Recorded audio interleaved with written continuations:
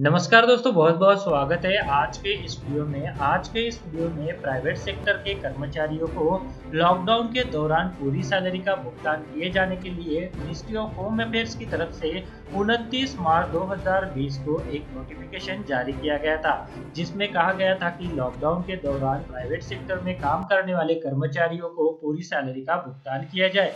तो इस नोटिफिकेशन के अगेंस्ट में जो है वो सुप्रीम कोर्ट में याचिका दाखिल की गई थी। इससे पहले भी सुप्रीम कोर्ट में इन याचिकाओं के ऊपर सुनवाई हुई थी और केंद्र से इसके बारे में जवाब मांगा गया था।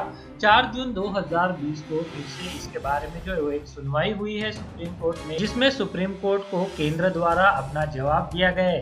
तो जी हाँ दोस्तों, यहाँ पर ये जो याचिका प्राइवेट सेक्टर में काम करने वाले कर्मचारियों को लॉकडाउन के दौरान सैलरी दिए जाने के संदर्भ में दाखिल किए गए थी, तो इसके ऊपर जो है वो अगली सुनवाई जो है वो 12 जून को होने वाली है और यह 12 जून को इस केस के ऊपर फाइनल फैसला आ सकता है, ऐसा यहाँ पर अपडेट निकल कर आए। तो जी हाँ दोस्तों, आज के इस वीडियो में हम जानने वाले हैं कि 4 जून 2020 की जो सुनवाई हुई थी, तो इसमें जो है वो सुप्रीम कोर्ट द्वारा क्या कहा गया है, साथ में केंद्र द्वारा क्या जवाब दिया गया है। तो सबसे पहले आज हम इस वीडियो में जानेंगे कि इसकी हिस्ट्री क्या है। तो जी हाँ दोस्तों, हम सभी जानते हैं कि देश में जब लॉकडाउन की शुरुआत हुई तो 29 मार्च 2020 को मिनिस्ट्री ऑफ होम अफेयर्स द्वारा एक नोटिफिकेशन जारी किया गया, जिसमें कहा गया था कि प्राइवेट सेक्टर के कर्मचारियों को लॉकडाउन के दौरान पूरी सैलरी का भुगतान किया जाए। और इसके बाद जो है वो इस नोटिफिकेशन के अगेंस्ट में जो है वो कुछ कंपनियों ने अपनी याचिका जो है वो सुप्रीम कोर्ट में दाखिल की।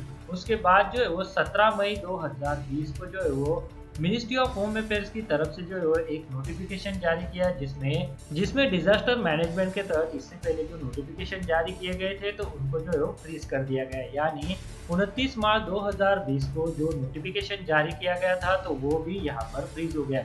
यानी 29 मार्च से लेकर 17 मई 2020 तक का जो पीरियड होता है तो ये लॉकडाउन का पीरियड है। ऐसे पीरियड में कर्मचारियों को पूरी सैलरी का भुगतान इस नोटिफिकेशन के तहत जो है वो करना ही है। तो जी हाँ दोस्तों, यहाँ पर जो है वो ये जो नोटिफिकेशन जारी किया गया था तो इसके ऊपर सुप्रीम कोर्ट में भी पहले से केसेस चल रहे थे। तो जी हाँ दोस्तों, आज के इस वीडियो में सुप्रीम कोर्ट में केंद्र द्वारा जो जवाब दिया गया है, उसके बाद सुप्रीम कोर्ट द्वारा केंद्र से जो सवाल पूछे गए हैं, तो इसके बारे में ये जो अपडेट है तो उसके बारे में अभी हम इस वीडियो में पूरी जानकारी लेने वाले हैं। तो आप इस वीडियो के साथ अंत तक बने रहिए ताकि ये जो इम्पोर्टेंट अपडेट है तो इसकी जानकारी आप सभी को मिल सके। जैसा कि आप सभी जानते हैं कि हमारा चैनल कर्मचारियों से पेंशन धारकों से जुड़े हुए सारे अपडेट आपके लिए लेकर आता है। इसके लिए अगर आपने चैनल को अभी तक सब्सक्राइब नहीं किया है तो वीडियो के नीचे एक रेड कलर का बटन है, उसे प्रेस करके आप चैनल को सब्सक्राइब करके रख लीजिए और उसके बाद जो बेल का बटन आएगा उसे भी आप प्रेस कर लीजिए ताकि भविष्य में जो भी अपडेट आए तो उसका नोटिफिकेशन आपको सबसे पहले मिल सके। वीडियो में आगे बढ़ने से पहले अगर आप शेयर मार्केट में इन्वेस्ट करना चाहते हैं तो इसके लिए आपको एक ट्रेडिंग अकाउंट की जरूरत पड़ती है। ट्रेडिंग अकाउंट ओपन करने के लिए वीडियो के डिस्क्रिप्शन में मैंने आपके लिए एक लिंक दे के रखा है। उस लिंक पर क्लिक करके अगर आप ट्रेडिंग अकाउंट ओपन करते हैं तो उस ट्रेडिंग अकाउंट ओपनिंग के लिए आपको कोई भी चार्जेस देने की जरूरत नहीं है, साथ में कोई भी एनुअल फी देने की जरूरत नहीं है। और जब भी आप इक्विटी में शेयर खरीदेंगे या फिर बेचेंगे तो उसके ऊपर आपको कोई भी ब्रोकरेज देने की जरूरत नहीं है। अगर मान लीजिए आपने 100 रुपए का कोई शेयर खरीदा और उसे 150 रुपए में बेच दिया तो जो 50 रुपए का फायदा होगा तो वो सीधे आपकी जेब में जाएगा।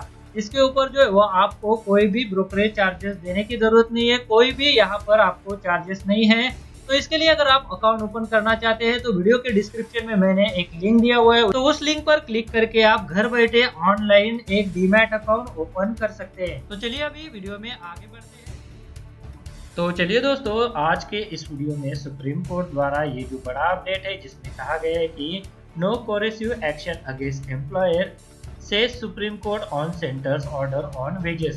The Supreme Court has reserved its verdict on a batch of petitions challenging the center's March 29 order asking employer to pay full wages to employees for the lockdown period. तो जी हाँ दोस्तों, जो लॉकडाउन का पीरियड है तो उसके दौरान जो है वो कर्मचारियों को पूरा वेतन दिए जाने के लिए जो नोटिफिकेशन जारी किया गया था तो उसके अगेंस्ट में जो है वो सुप्रीम कोर्ट में पिटिशंस के जरिए चैलेंज किया गया था।